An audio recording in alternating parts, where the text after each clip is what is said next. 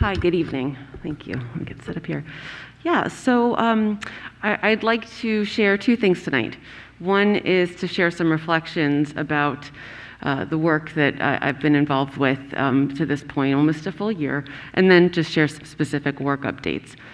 So I must say the comments of our three student reps tonight, or our two student representatives and a public speaker about the status of students during COVID resonated profoundly with me. I usually don't read remarks, but I had to write down my thoughts because there's a lot that I just wanted to share. So I want to say that I center students every day, and this happens most prominently with me when I sit with my own children every school day who are in 2nd and 5th grade as they learn virtually. And like many parents, I've had to find patience and fortitude that I didn't know that I had to put the needs of students ahead of my own. And I observe how their classmates are faring and eager to see how they engaged, and really heartbroken when I see that they don't. But of course, it's not just through my personal experience that I center students. Students are everywhere for me. In my mind, when I go for a walk and I don't see school buses, when I walk by empty schools, or on the silent athletic fields, I'm always thinking about what could have been happening, or what should be, or what will be. You know, in the emails I get from families and students begging to return to school, and those I get begging to remain virtual. I try to figure out ways I can help specifically. Most often, I let them know that I hear them. I'm sharing their comments with my colleagues and the superintendent. I've tried to be action-oriented during this pandemic, choosing carefully where I spend my time and the work, when so much simultaneously needs to be a priority. Multitasking has taken on a new definition for me. Doing at least two of them simultaneously is a new norm for me. I've tried to analyze where I and the board can maneuver within the constraints of the very limited powers that a local school board has in Virginia, and the realities of COVID that thwarts our actions. When our student rep, Mr. Onabudo, advocated for homework changes a month ago through an eloquent letter to the superintendent and school board, I immediately asked our superintendent, what could we do? I asked about the homework policy that hasn't been updated on record since 2004. And the backstory also is that in June on the governance committee, I supported the next step needed to get that policy into a work session, and yet this hasn't happened.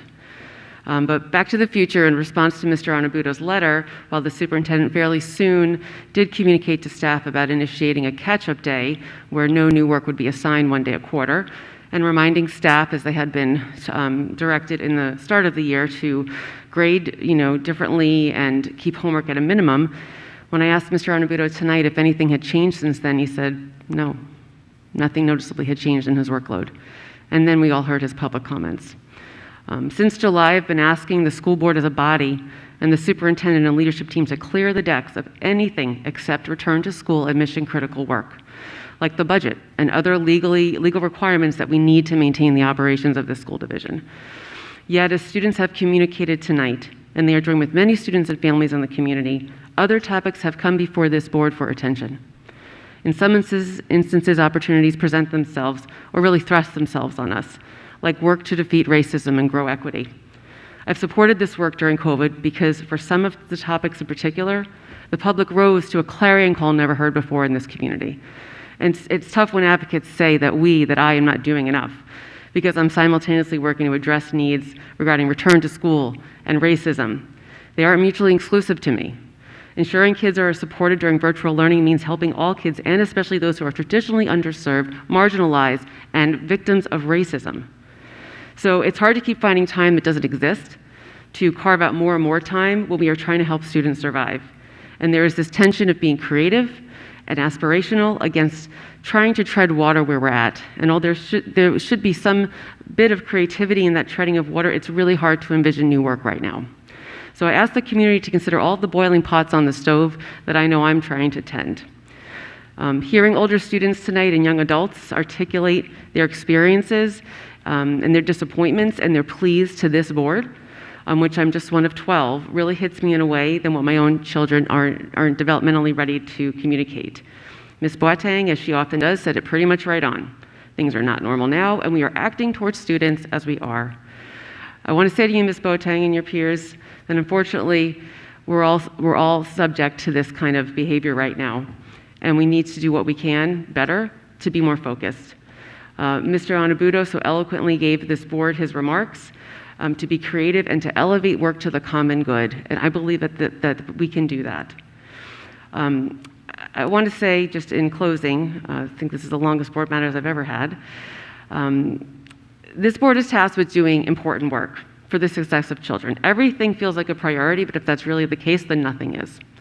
We can't strategically undertake the work in a way to really help kids. It's true that not everything right now in this moment is a priority for this board.